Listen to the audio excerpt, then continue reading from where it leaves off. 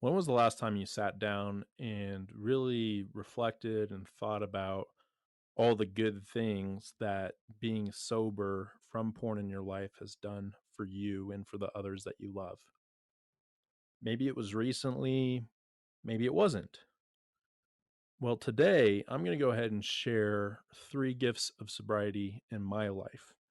After recently celebrating over 200 days of sobriety, I really wanted to share with you guys 3 big gifts that I'm seeing happening right now in my life.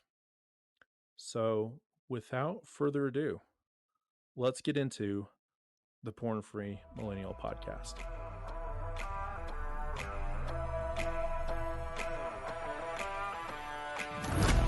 Hey, everybody. Welcome back to the Porn Free Millennial Podcast. This is now the second podcast in a row. Released on a Wednesday. We are back in business. I think I talked about it a little bit last week in my podcast. That if you haven't checked out yet, it's a great listen. If you're just a big Lord of the Rings fan, I would say, just a little preface if you haven't heard it yet, I'd say the first hour and a half is pretty good, and then the second hour and a half is like phenomenal. I think it gets a lot more to the point, talking about our journey, porn free, the porn free journey, as well as just conquering any big challenges in your life. We did record the podcast on X Spaces, formerly known as Twitter. So it was my first time doing that. So I feel like the first hour and a half was kind of just trying to figure out the pacing with having more than one person on and talking to multiple people, because it was kind of a collaborative podcast. But I think it turned out really well.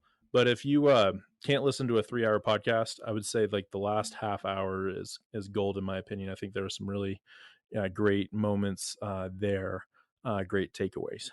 So let's go ahead and talk about the 3 gifts of sobriety that I have been living uh, post 200 days of sobriety. So currently, right now, I'm looking at my tracker. There's an app that's pretty awesome.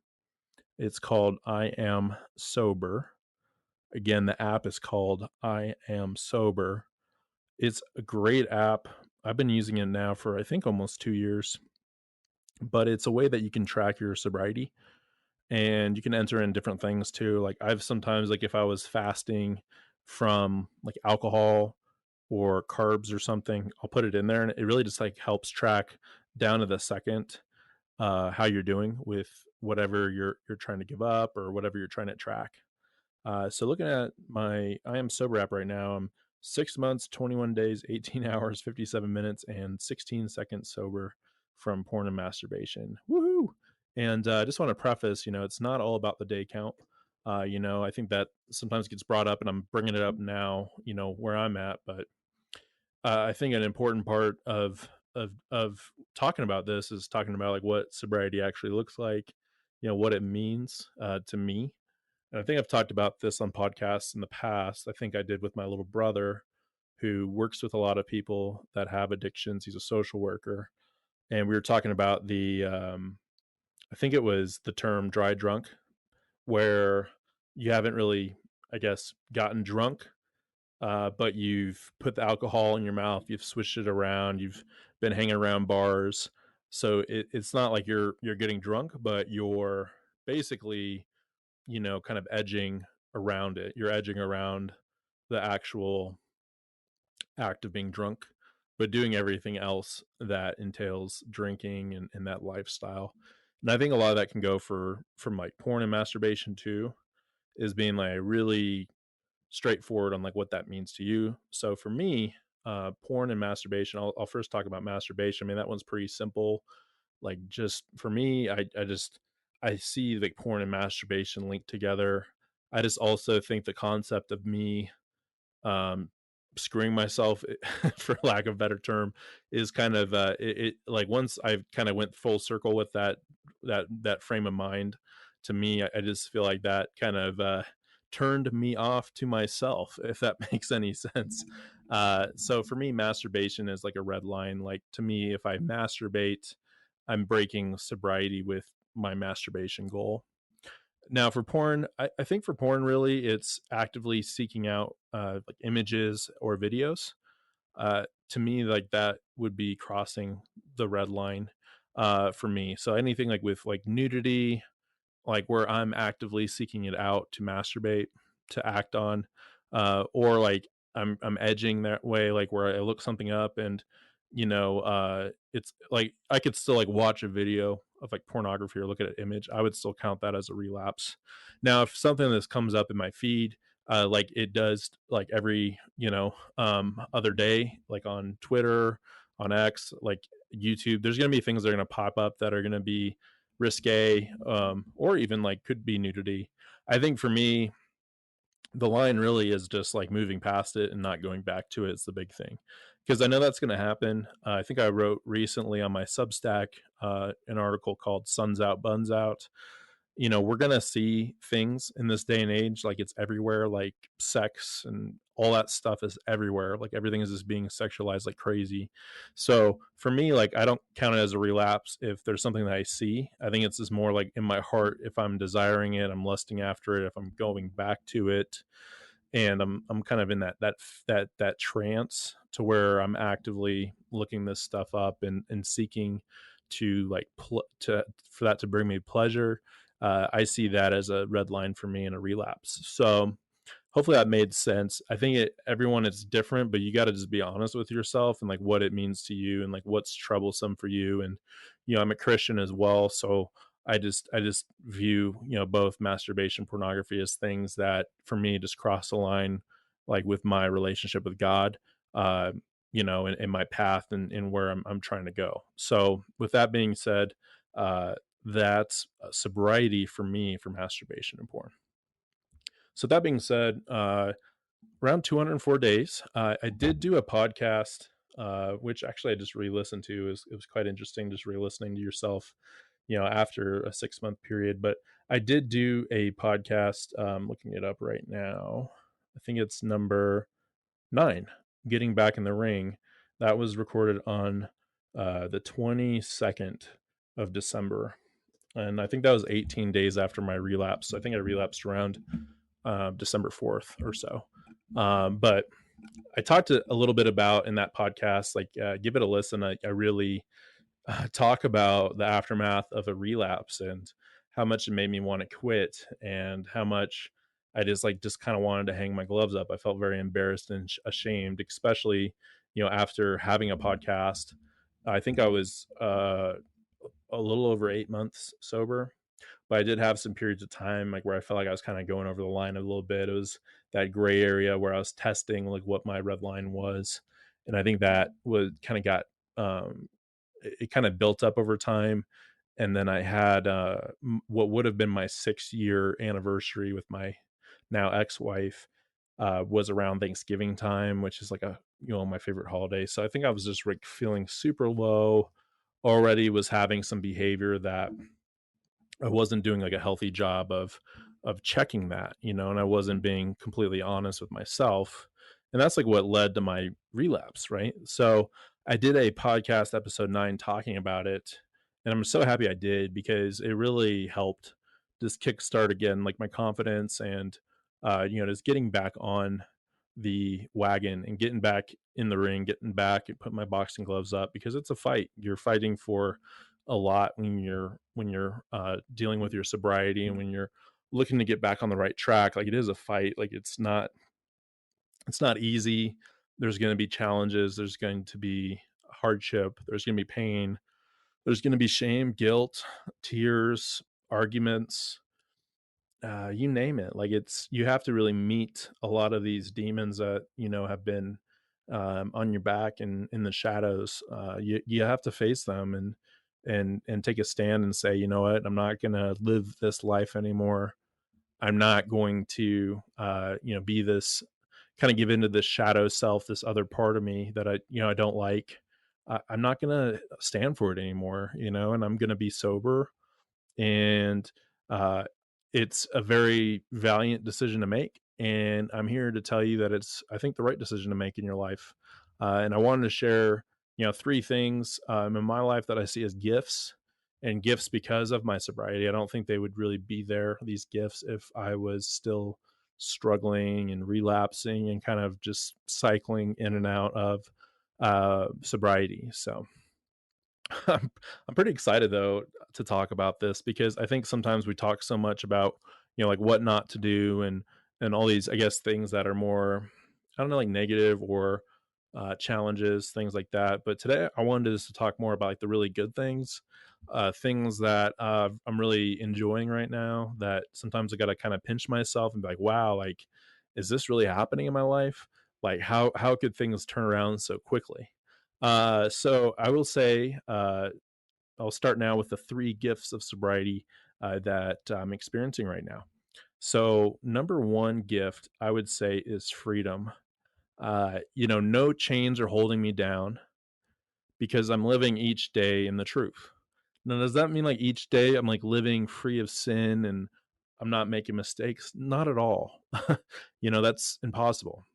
But what it does mean is I'm being like honest with myself. Like I have a better idea of like, when I'm struggling, when I'm not. I have a better idea like on if I had a good day or if I had a day that was not so good. And not meaning like that I nearly like crossed the line of my sobriety, but just being like, hey, like, I could have done better today with my routines, or I could have done better getting some sleep. I could have done better, more or less, kind of following these pursuits that are healthy for us. I think I talked about episode 10, keep it simple, some real good things to focus on. For me, there's like four aspects that have been taught to me by Vern Tomke, who has a podcast, Finding Traction, which is phenomenal. He's been my mentor in this recovery space. But really, like four aspects that are really important in your life to pursue are your relationships with others, your spirituality, your physical health, and your passions. And I feel like when you're living in the truth, which means like you're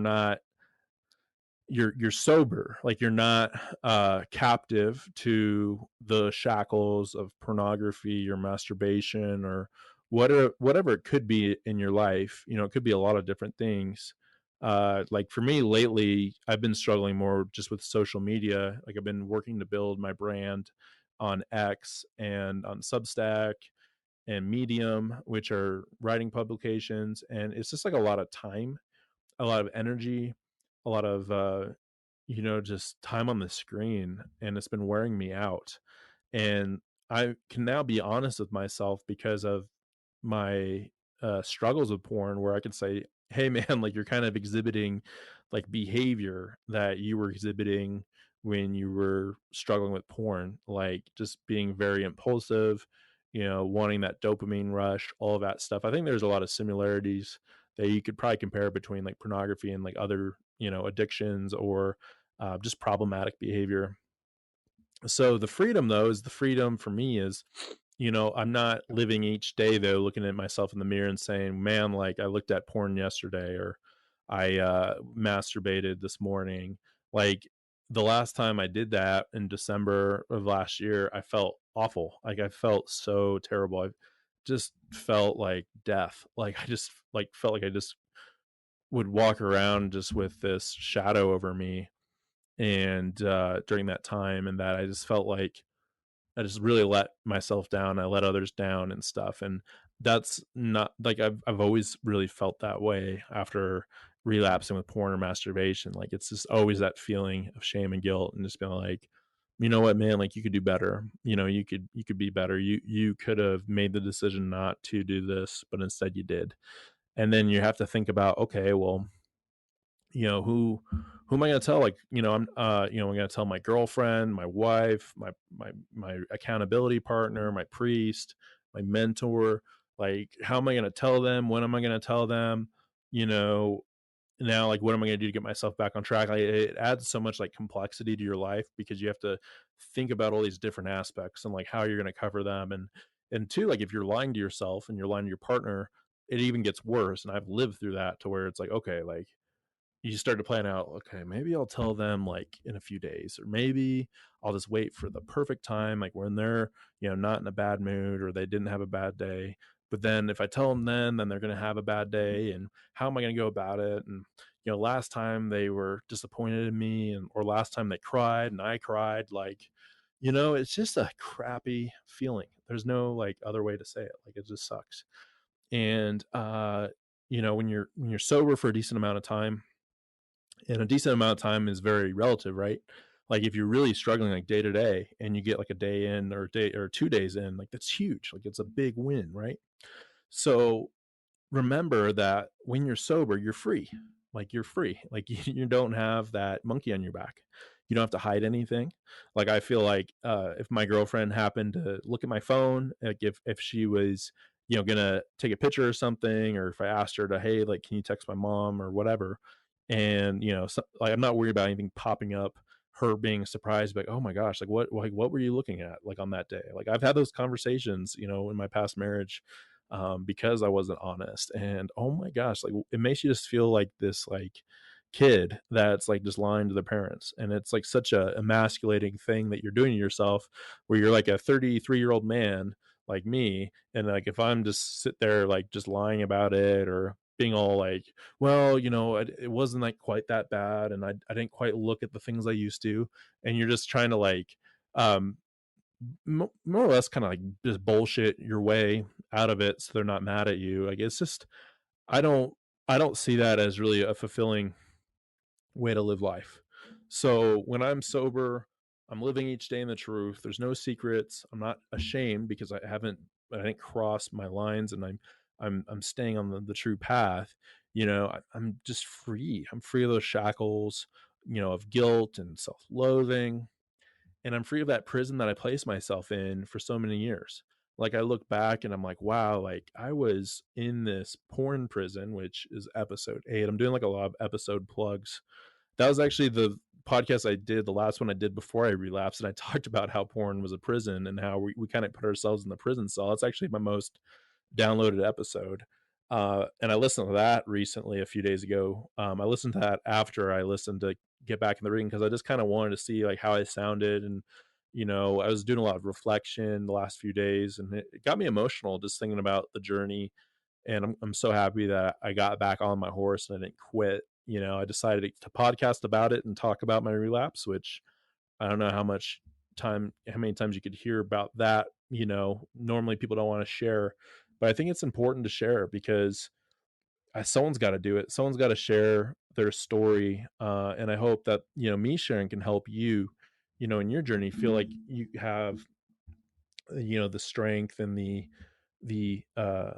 you have the encouragement to continue on in your journey. Cause I know I've been through it many, many times in my life, to where I go for a decent amount of time and then I fail, and then you just kind of give up for a bit, and then what that does is that it puts you in debt, where you have to get out of all that debt.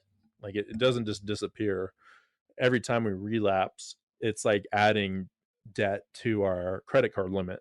And sometimes we're just over that limit, and we got to declare bankruptcy or whatever and just try to start over. You don't want to get there, like I did, where you go through a divorce and or a really bad breakup, because you can't control this debt that you're accruing. And let me tell you, like, 20 plus years of debt when it came due in my marriage was complete torture. Just the worst, like, mental pain I could imagine. It was just like every day just felt awful. Having to pay that debt, and having to live through its effects on me and my ex and just everyone involved. Like, it was just awful. So it's great now to be free and to live in freedom, and I cherish it very much, and it's very much a motivator for me to continue to be sober, because it feels good to feel good. And we got to remember that. We got to remember the wins and how we felt at the time. Really important. We sometimes we just think all the time about how bad we feel, and we can't remember the times where we felt good. And you got to remember those times you felt good, because once you remember them and you trust yourself and you say, yeah, like, that was a great time in my life, I was really happy, I was laughing a lot, I was doing the things I loved, you can always get back to that. But sometimes you got to think about it. You got to think about it and reflect on it, like we are today. Reflect on, hey, like, when I was sober, like to me, like when I was almost 8 months sober last year before my relapse, I was traveling the country in my RV after my divorce. Like I was meeting people, I was seeing family, friends. And really, I think part of maybe my relapse too was I got back to my home state of Colorado, settled down for a bit. The weather got cold. My past memories got brought up. All that stuff kind of hit me, and I was done with my RV adventure for the time being, and that momentum kind of went away. And I didn't have enough foresight to really see it all happening in front of me. But like anytime you have a relapse, you got to go back in time and look at what led to it. But it's kind of like what led you away from that happiness, what led you away from that momentum. That's going to be really important. And I think you can really only realize that if you really think about, hey, like when was the last time I was really just happy, firing on all cylinders, doing all the things I loved, having a good relationship with others, feeling spiritual about things, and good physical health, right? Really important stuff. So, with that being said, number one is freedom. That's the number one gift. I feel like I can look myself in the mirror. I'm proud of who I am. I still have a lot of things I need to work on, get better at, but ultimately I'm proud because hey, like I'm sober. I've been doing this for over 200 days, and I feel like it's been a really clean sobriety where I haven't really struggled with white knuckling through my sobriety. Like I haven't struggled to where it's like I got to throw my phone away or whatever. I've just been focusing on things that are positive for me, that I'm passionate about, and I'm in good relationships. Relatively, I feel like I'm doing pretty good spiritually. Physical health, I think I'm getting there. Gained some pounds after with my trip. When you go through the South when you go through in America, the South end, which I what I mean is like from Ohio through like I'd say Kentucky and the Carolinas, and then Florida, Tennessee. I mean, I think I gained like 20 pounds just through all the food, and then gained some weight when I got back. So I think that's one thing I'm focusing on. Is getting back in good physical shape. But anyways, I feel free in my mind. I do. I don't feel like I am in chains anymore. I see my reflection when looking in the mirror, and it's like, hey, Mac does not have chains. He does not look somber. He looks like he's ready to go, like he's inspired, encouraged. And I think that's freedom. So that's number one, is freedom, the number one gift of sobriety. Number two, love. What do I mean by that? So I think when you're living in the truth and living in integrity, when I'm doing that, it has allowed me the opportunity to love with no strings attached and really no hesitation of potential obstacles ahead. So what that means is I think like when you're not living in the truth, you're not being honest with yourself, and let's just use porn for the example. Like when you're looking at porn, you're not being honest with yourself or your partner, then it's like you still love your partner, you still love yourself, but there's like strings attached, there's complications now added. There is obstacles that are in the future that you're going to have to start planning on, mitigating and working through, or putting off and making them worse, which always happens if you do that. Uh, and that's coming from experience. But I think when you are living in the truth already and you have integrity and you're sticking to what you said you're going to do, then it makes your relationships of love a lot less complicated. Now, there's kind of twofold on my behalf. I think number one, of course, is like loving yourself. I think a lot of my cyclical use of porn comes from like not loving myself and being very harsh to myself, being really hard on myself, feeling a lot of guilt, feeling a lot of shame, basically kind of feeling my value as a human being is attached to my sobriety. And if I fail, then, I'm not valuable. And that's, of course, is not a true thing. It's more saying I always will have value as a human being, but I'm going to live a more fulfilling life if I live a life of sobriety and integrity. And I think that was a huge step for me. So I think number one is like, I feel like I do love myself in a different way where I'm more proud of myself. I'm more confident to say that, yeah, I think more highly of myself. Like hey, like, dude, you're actually doing what you said you're going to do. You're doing a podcast, you're writing about it, you're talking about it on social media, trying to spread the message of encouragement. Like that's great. Like that's you like loving yourself and letting yourself do, the things that you're good at, the things that you're passionate about. And I think like when you hate yourself, it's like the opposite. Like you just have kind of a disdain for yourself. And I think that can bleed through in relationships. I think there was a quote, I'm going to paraphrase, that Jesus said, I think, and might be in Luke, maybe. I can't remember like what book or chapter. I remember talking about it in men's group, but he was basically just saying, for those like who uh don't like forgive, like it's hard for them to love, and the ones that can forgive, it's easier for them to love. And I kind of took that meaning like you first got to start with yourself. Like you first got to practice forgiveness to yourself before you can really expect yourself to like truly love others fully. Love yourself fully. And ultimately, as a Christian, like I believe that Christ died on the cross for our sins, which forgave us, from our sins, when we accept him. And I think that was really powerful for me. And that I think that was a few months ago in my men's group for church, where we talked through that, and it really just made me think a lot about me, and hey, have I forgiven myself, for my past relapses and how that's affected my life and others. And I think I have forgiven myself. And I think that kind of leads me into the next aspect of love. I'm in a amazing relationship right now with a beautiful, amazing woman.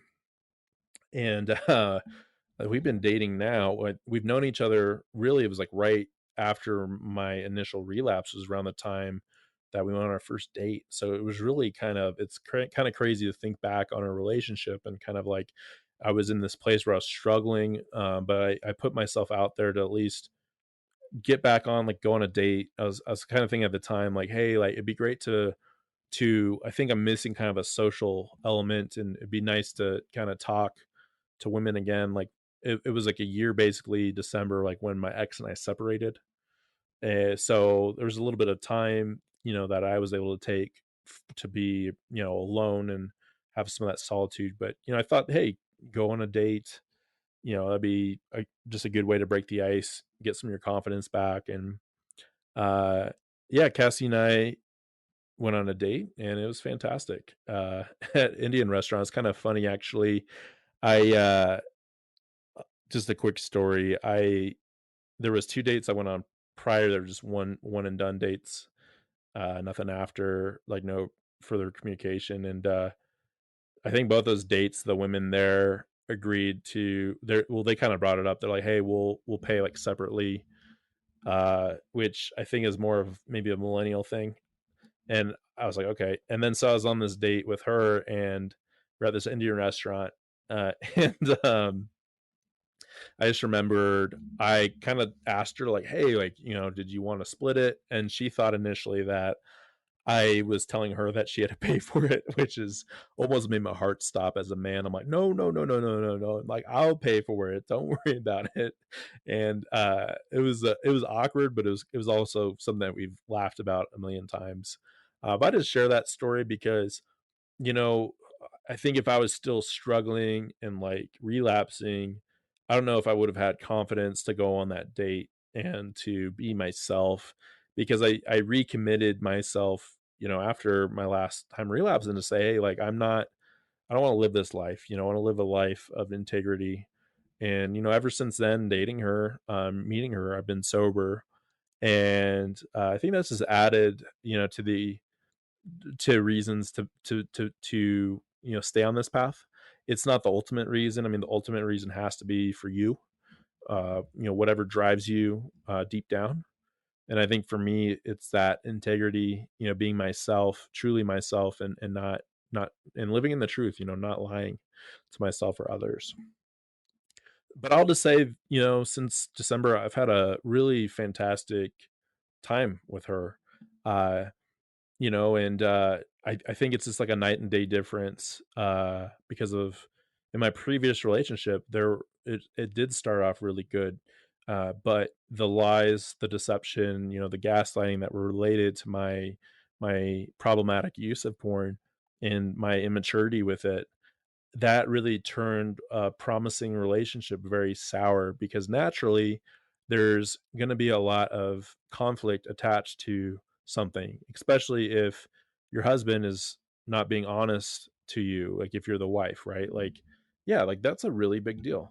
That's a really big deal. I think sometimes we separate out, if we're immature about it, porn from like our actual relationship, and they're totally linked together. Like you can't be married and be like watching porn at the same time and like feeling good about it if your value is to hold your wife to the highest esteem and to not have eyes for other women.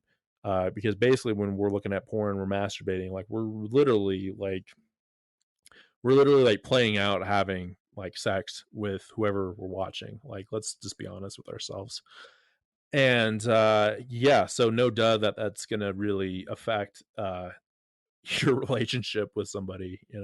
If I'm wrong, let me know, but I think that's a big deal. So uh I think the big thing with my relationship with my girlfriend was, I think, on the fourth date, like just being really honest about everything, everything that happened, why things went downhill in my past marriage, and just explaining to her what I do with my podcast, what I do with my writing. She's been incredibly supportive. So shout out, Cassie, if you're listening. But I think something that I just wanted to share is like, I'm able to say I love you to her in a way where I'm not like holding back these lies or these things I got to break to her later. It's not like I love you, but it's just I love you. Uh and I think you also have to look at yourself in the mirror and be like, hey, like I love you. Like I'm proud of you and what you're doing in your life. And if you're struggling with porn, like it's just such a great victory each day to say, hey, I was sober today and I did a lot of good things today that I'm proud of, instead of just feeling ashamed every day, because that's something I live through, and it's like a prison. So with that being said, again, I think being able to live in the truth and have that freedom allows you, I think, to feel like you can love with no strings attached. And again, it's a night and day difference to love someone when you're living in the truth versus living in a lie. To live some to love somebody while living in your own lies is to basically lock yourself in your own prison, thinking that you're actually free.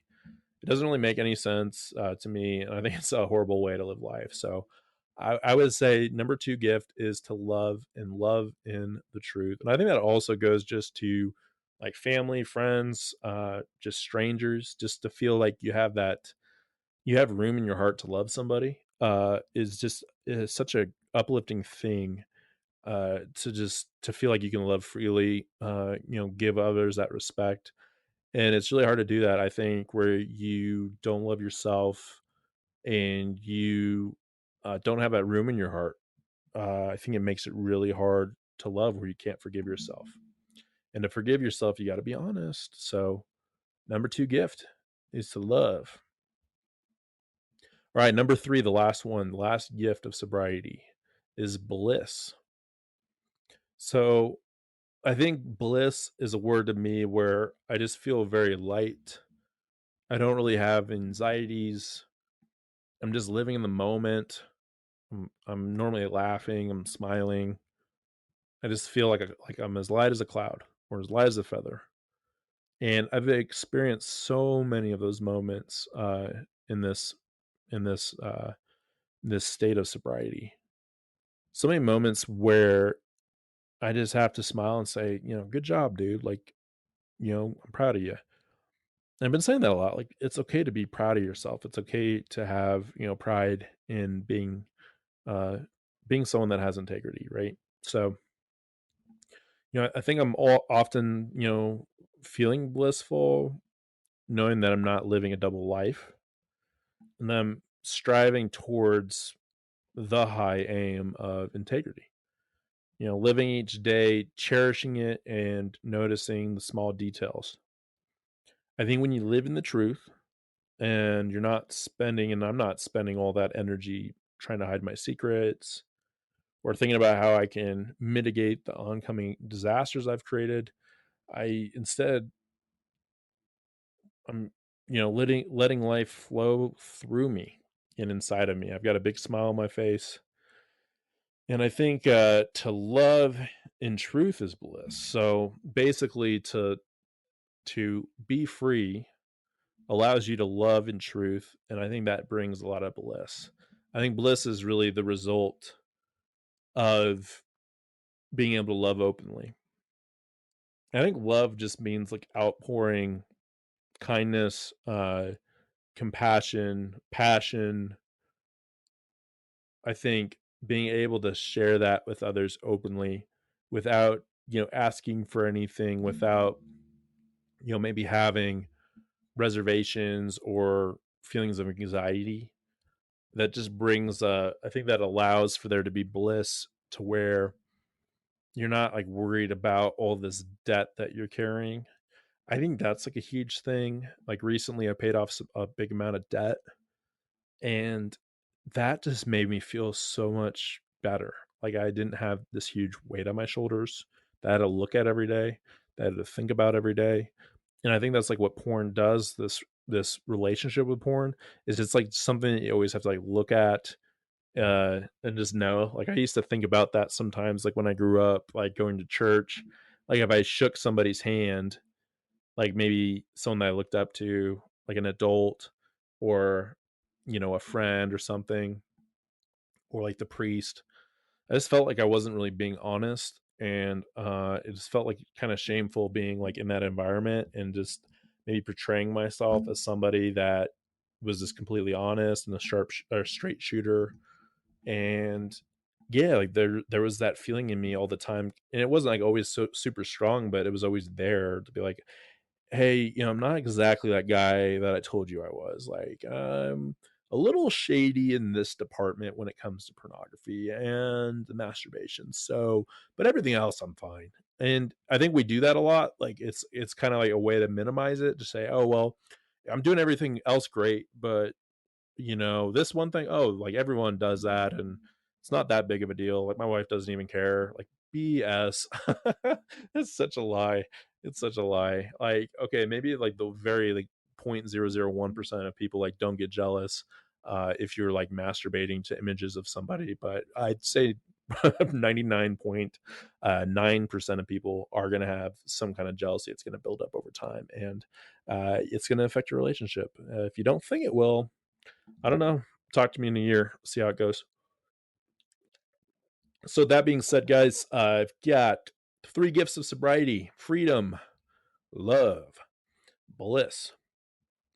Now, to end, I want you to go ahead and think about your sobriety and what good it's done for your life. Maybe write it down.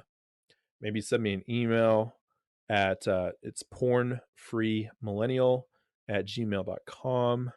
You can message me on Substack, or you can leave a comment in the podcast comments. Really would love to hear from you. I think moving forward with this podcast, I'm looking to do it more regularly, hopefully once a week. That's what I'm aiming for, is to record them a little earlier in the week. Like today's Tuesday when I'm recording it, and just get it published on Wednesday, kind of middle of the week. Yeah, just let me know overall if you're listening, how you like the show. Feel free to give us a 5-star review. That's what every podcast probably says. But no, if you like it, let me know. If there's things that you'd like me to discuss, or maybe some observations, or if you have any advice, anything that maybe you'd like me to do or update, just let me know. I'd like to hear your feedback. I've been doing this now for over a year, which is kind of crazy to think about. I think my first episode was, let's just see right now. I'm looking at my phone. Episode 1 was on May 17th. So it's been a little over a year, which is kind of nuts.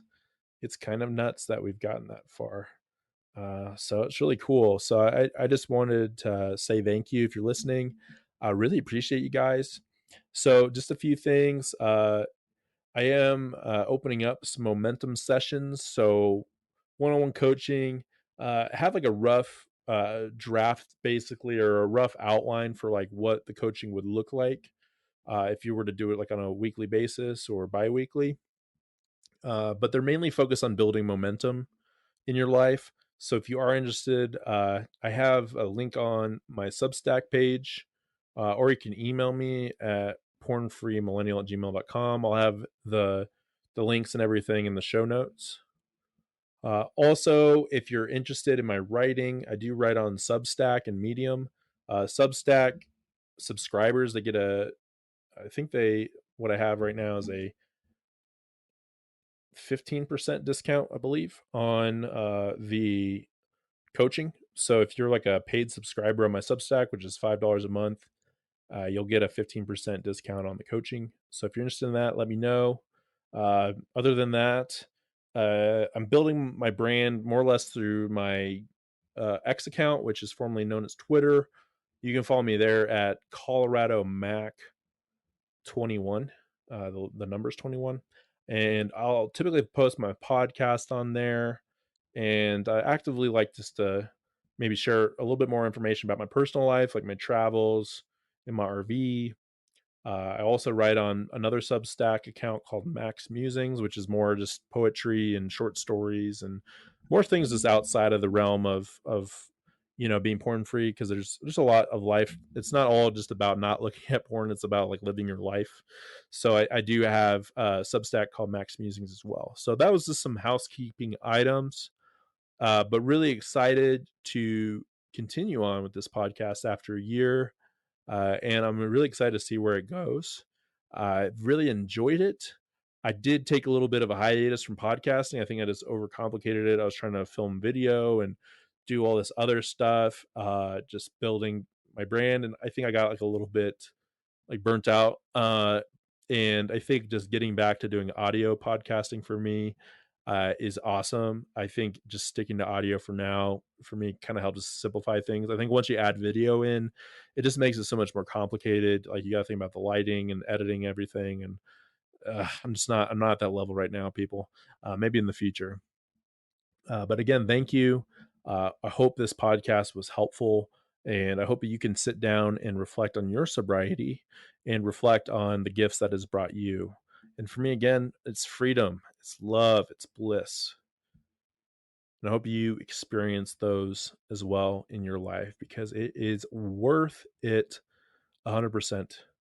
That being said, much love. Hope you have a great rest of your week. Keep fighting the good fight. Talk to y'all later. Bye.